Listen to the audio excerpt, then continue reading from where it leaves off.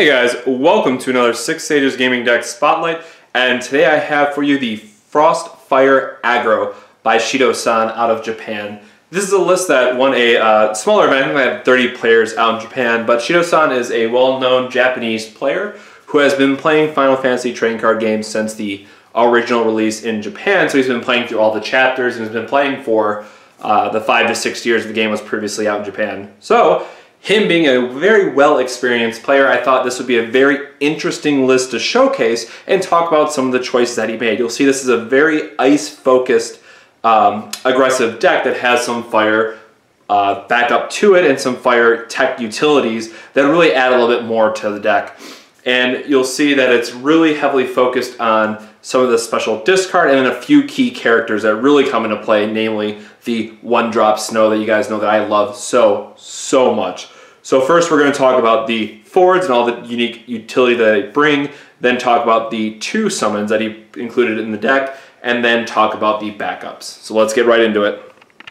So first we have Snow, and as you guys know, this is probably one of my absolute favorite hero cards out of Opus 1. And if I was going to build a Fire Ice budget brew, I would focus it around Snow and Land, meaning include Ray and some of those other cards, and really have those two being the kind of the main focuses of the group, because Snow can absolutely clear the way for Land, which it does in this deck as well, and it can just help clear the way and make the trades in your favor when you're trying to be on the offense. Now, he only has 3,000 defense, so he dies to a lot of things like Veil Force Starter, he dies to Magus, that deals 3,000 damage to all your opponent's forwards, if your opponent's playing that.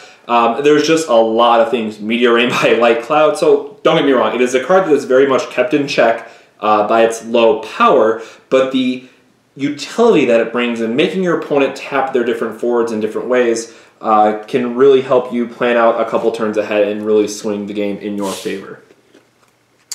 Up next, we have a Singleton 2-drop Tifa. Now, I will admit this is the one card I changed because he was running 3 Bahamuts of the Legendary, and they have a very heavy Gold Bez meta. Now, I don't think that, at least from what I've seen that people are playing, both in the US and the UK, I don't think that you have to run 3 Bahamut. However, if you do see a lot more players using Golbez, and absolutely run 2 to 3 Bahamut. Again, I personally feel that 2 is fine, because if you're running 3, you're almost always going to discard the first one anyway, so there's not much of a point to running the third, other than if you get lucky and don't draw until later.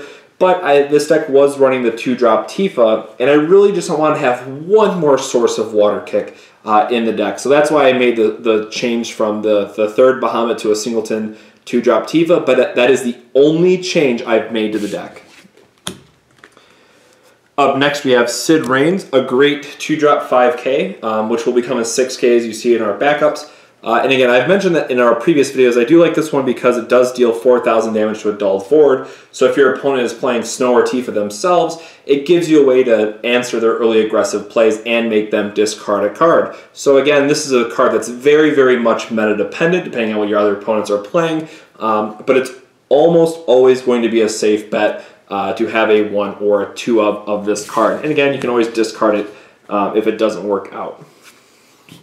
A card I would almost certainly love to see a 3 of, but again, because it doesn't have any kind of special or discard outlet, I can understand it's a 2 of. Warrior Light, whenever it deals damage to a cost 4 or more, it doubles that. So this is a card that, as we mentioned, Snow is great for clearing the way for certain blocks. So this is the instance where you can make your Warrior of Light swing with Snow, tap something down, and then Warrior Light goes to attack. They might only have then 4 or 5 cost forwards to block with, so he's going to trade up into the killing those guys for you. Yes, you're going to lose your Warrior of Light, but you had a significantly less crystal point investment that went into that card compared to their 4 or 5 drop, so you're coming ahead in that battle of attrition, if you will, between resources. So Warrior Light really does add some interesting options to the deck and helps you trade up into those kind of trades. Blocks and trades, my apologies. Up next we have 2 of Land. Again, this is a card that I'm just in love with, and I'm almost convinced to play 3 of in the deck that I have them, just because of how absurdly good it is. So you cannot be blocked by a 4 with power greater than his. And that is, again, just extremely important, because when you have Snow, you can then clear the way for him and making sure that this is a guaranteed point of damage. And I will talk about the backup later, but there is a way to buff him So if they block with, let's say, a 7k to their 7k, you can buff it, give it 1,000, and make sure that he survives combat. So this is a card that is great if you have the supporting tools or the supporting necessary cards to make sure that those land can go through and hit for damage. Another card that should be no surprise for an ice deck, and because it has the special, it's absolutely worth playing 3 and 3 up. So I'll talk about these a little bit out of curve order, but I'm going to talk about them together. Terra's a 3-drop is insane because it is absolutely so difficult to overcome this card in the control-based mirror. So if your opponent is heavily relying on, say, 4 and 7 cost Odin, if you resolve that Terra just to make those summons cost even 1 more, it might not seem like adding 1 crystal point to cost of a card might not seem like backbreaking, but it can absolutely hurt the tempo that your opponent wants to have out. And she's also great because she can be getting 3,000 power in first strike, so either on offense or defense, you can trick your opponent into blocking with something that they think is going to be favorable. So you attack, they block the 9k, you say, nope, I'm going to give it first strike and plus 3,000 power, and then suddenly she's going to be able to trade up into those bigger guys and still live is the important part. So it's a very annoying card for control decks or for decks that have a higher curve to have to deal with. So speaking about control, and then we have also the answer to aggro decks. 4-drop Terra, if you saw our video from, I believe it was last week, being able to chase the magic charge ability or the double the damage, being able to deal 8,000 damage to 2 of your opponent's forwards, especially if they're playing an aggressive deck, that can be a huge tempo swing in your favor. And again, keeping in mind that 8,000 damage will kill almost every 4-drop and some 5-drops even, depending on if there's damage on them or other conditions. But it's a very strong effect. And this is a card that, again, as the card pool gets deeper, we're going to be getting more Terras. If it's not the next set, I think it was the 3rd set, that there's going to be even more Terras that are coming out. So any card that has a special effect and a discard that says you have to have a Terra to discard is going to continue to have value over time. So I'm very much looking forward to seeing more Terra cards come out and playing even more of them. A card that I'm torn on, but I can see where he added it, is Serah. It's a 3-drop 6k, which isn't that impressive, but it makes your opponent discard a card from his or her hand. Now again, we talked about how we're playing snow and we're trying to play this game of attrition where we're trying to really burn our opponent out of resources while still trying to be aggressive, and that's absolutely where this card comes into play. Being able to force your opponent to discard a card when they're kind of already light on resources or kind of falling behind can help you get that much more ahead in that battle. So again, kind of unimpressive stats as 6k, and we can buff it to 7 as you'll see in a minute, but the effect can be very strong, especially if they only have 1 card left in hand. Talking about our last 3-drop in the deck, we have 2 Legendary Squall.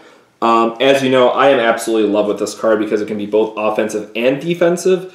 Whenever he blocks or is blocked, it deals 6,000 damage to something. So if you have his ability outside, you can discard another card, deal 12,000 damage to one of their forwards before they even have a chance to deal combat damage back.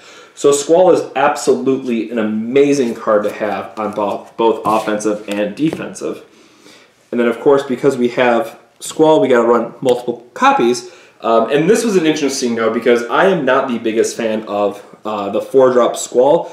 But again, I think that they did this version of it because of the discard. So you saw we have Serah to force them to discard. And now if we have Laguna, we can power up this version and we can make our opponent discard 2 cards instead of 1. So forcing ourselves to discard a card is certainly not the best feeling in the world. And the only time I would play this is if I have Laguna in the field already. So again, I want to make sure I really stress that I would want to have Laguna first to make sure that my opponent is discarding 1 more card. But again, if you have no cards in hand, and let's say this is the last card that you play, then absolutely, you're not losing anything. Your opponent has to discard 1, maybe 2 cards, and then it feels great. I did try to build a discard-focused deck very early on that I didn't have great results with it, but I cannot wait to give this deck a try and to have a bit more experience with it. Because again, Shido-san is a well-known player in the Final Fantasy world over in Japan, and he makes very good decks. So I think there's absolutely some merit to this list. Talking about other 4-drops, we have the 2 of the starter Tifa. Again, I absolutely love Water Kick. Same logic as the 1-drop snow. It can help clear the way for land. It can also kill a guy that they might think that they're able to block with. It can help other cards trade up. This is just an absolute value card, and then again, because we play Zangan, which you'll see in a bit, we can also give it haste. Card is very, very good. Then a 2 of Furion. This is a card that I traditionally love in the more red aggressive decks, but I can absolutely see a place for it here as well. When it comes into play, deal something 4,000 damage. So this is a very interesting card when we consider it with Snow, because again, Snow's only going to tap down one thing, but then maybe he'll get blocked by something, and then you cleared the way for land. On your second main, you can then play Furion and then kill whatever they blocked Snow with. So you can, it's not going to get you so far ahead that you're going to feel like, oh, this is a great play, but it can also come in clutch when you need to get that last little bit of damage to kill one of their forwards. And again, it's an 8k body, so it's definitely relative on the power end.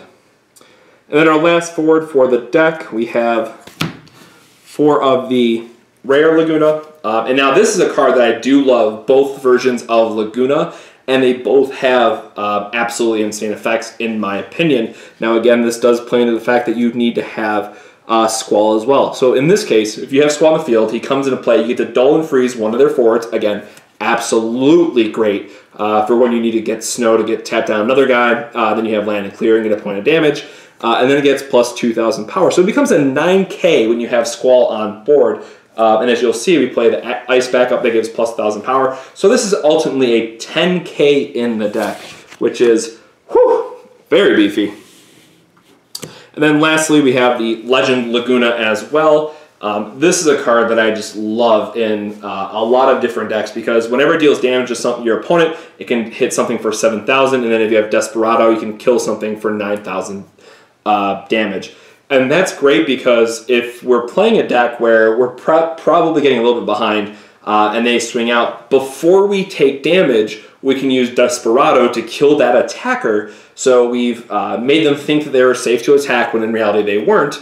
And then that helps us free up one blocker that then they don't have on the next turn.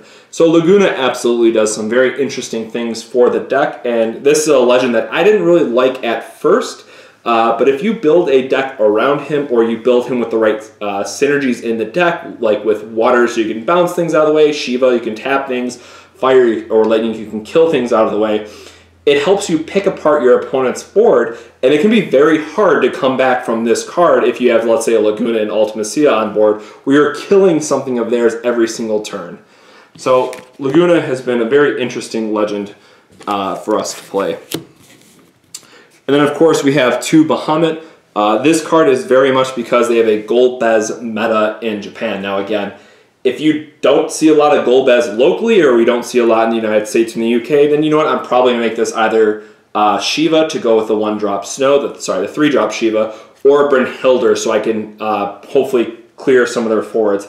Now, again, this is just a good card to maybe have as a 1 or a 2 of, because it can kill 2 things, and it's also very relevant that they get removed from the game instead, or exiled. They don't go to the graveyard, so things like Golbez or Emperor or anything that has a on-death effect then doesn't trigger. So your opponent can lose a lot of tempo if they are playing the quote-unquote all-in Golbez deck. But that is a very long discussion for another video. Now we're going to talk about the backups, and this one is going to... Yep, this one absolutely blew my mind. When it said Summoner, I absolutely thought it was a 3-cost Summoner, but it is the 1-drop version. And I do understand where they're coming from. As you saw, we have a couple cards that are very discard-driven.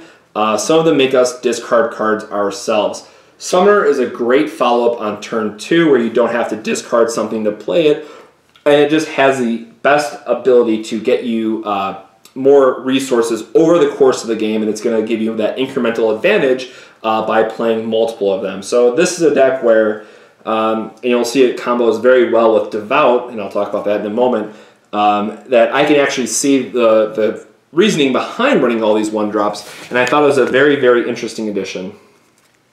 Up next, we have 3 of Jill. This one really needs not much to be said about it. It's an insane 2-drop. If you're on the draw, it's an insane EX burst. It's an insane special. If you're running Ice, you're running 3 of this card. I don't think anyone ever has debated that topic. Speaking of more 13 characters, we have Mog, so we can 2-drop. It lets us get Jill. It lets us get the 1-drop Snow that we played. It is really just a great tutor card, which lets us help us find whatever card we're missing and kind of allow us to dig ourselves out of certain situations and get different utility cards.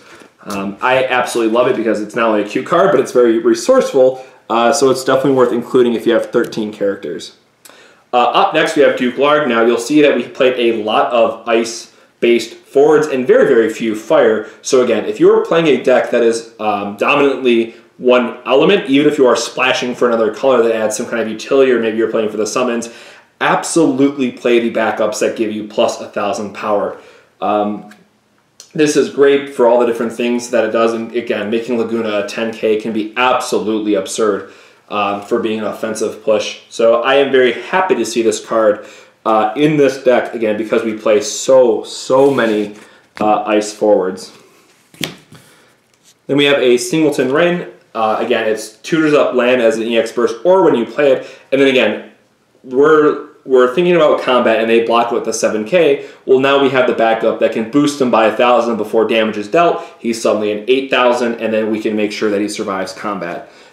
This is a card I kind of just completely forgot about the boost effect. I was thinking it can only tutor, but if I'm running land in a deck going forward, I am absolutely going to be running this as a one-of for both the tutor effect and the fact that you can help it survive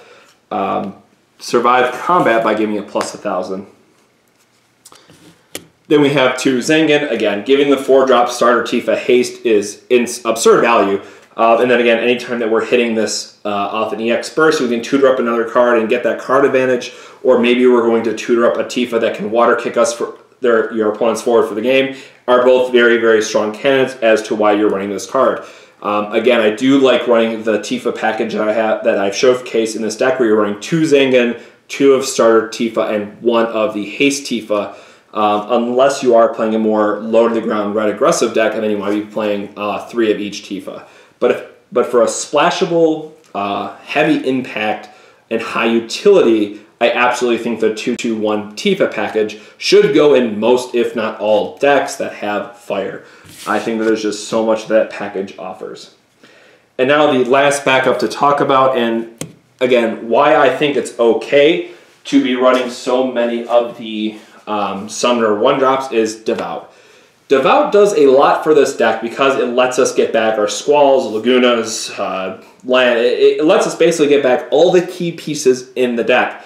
However, it is a 4-cost backup that then has to banish itself. So there's a lot of time and resources that goes into playing this card. But now if you consider if we have multiple summoners and we're not burning a lot of resources to playing this card, the advantage that it gets us by giving us back a card can not hurt as bad and can be a huge tempo swing in our favor. Now again, there's always the discussion to be made. It's like, oh, well, I paid 4 and I'm getting a forward of cost 4 or less for my break zone, so it evens out.